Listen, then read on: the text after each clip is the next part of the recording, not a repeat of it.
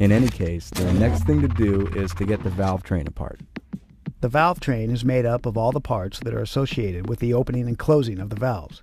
The valve train controls the mechanical timing of these events. The camshaft, lifters, push rods, rocker arms, valve springs, and the valves themselves all make up the valve train. To take all this apart, we start with the rocker arm nuts. Some engines have rocker shafts that the rocker arms are mounted to. The entire shaft is usually unbolted and lifted off as one piece.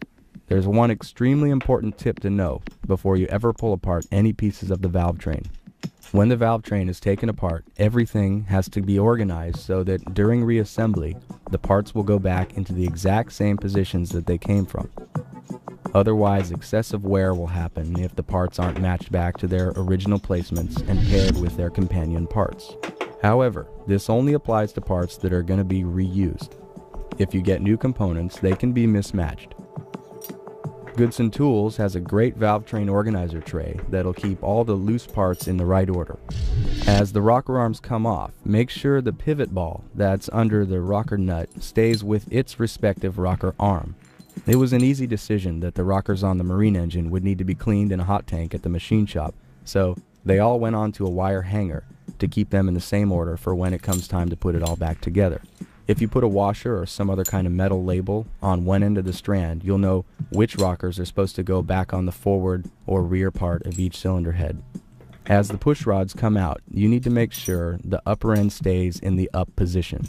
If these go back in upside down or get mixed up, they're going to wear out a lot quicker.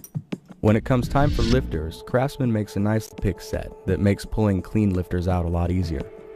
You could also use a small flathead screwdriver. On the marine engine, we had to do a little surgery. Considering that most rebuilds require replacement of the lifters and camshaft, all the lifters that we could find on this motor went in the trash.